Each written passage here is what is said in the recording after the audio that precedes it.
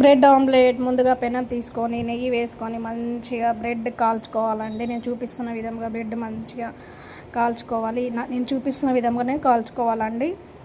చూడండి bread omelette ఎలా తయారు చేస్తున్నానో.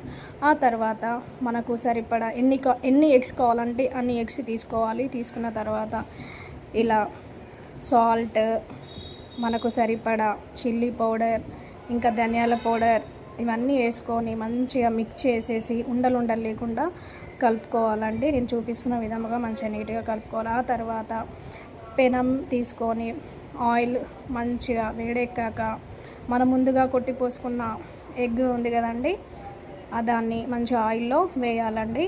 ఆమ్లెట్ని వేసేసి నేను చూపిస్తున్న విధంగా ఇలా ఆమ్లెట్ వేసుకోవాలి. ఆమ్లెట్ వేసుకున్న తర్వాత మనం ముందుగా కాల్చుకున్న బ్రెడ్ ముక్కలు ఉన్నాయి కదండి, అవి ఇలా ఆమ్లెట్ పైన ఇలా పెట్టాలండి.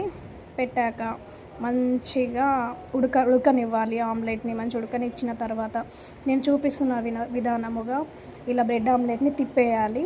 తిప్పేసిన తర్వాత మనకు నచ్చిన విధముగా మనకి ఎలా కావాలంటే అలా కాల్చుకోవాలండి. కాల్చుకున్న తర్వాత చూడండి, ఆ తర్వాత బ్రెడ్ ఆమ్లెట్ని ఇలా ఒక సైడ్కి తీసుకొని దాన్ని పీసెస్గా కట్ చేసుకోవాలండి. సింపుల్ అండి, చాలా సింపుల్ అండి. మీరు కూడా ట్రై చేయండి ఇంట్లోనే బ్రెడ్ ఆమ్లెట్.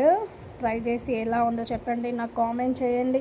నేను చూపిస్తున్న విధముగా నాకు నచ్చినవి మీకు చేస్తున్నాను. మీరు ట్రై చేయండి, సబ్స్క్రైబ్ చేయండి, లైక్స్ కొట్టండి, మర్చిపోకండి. Bye bye.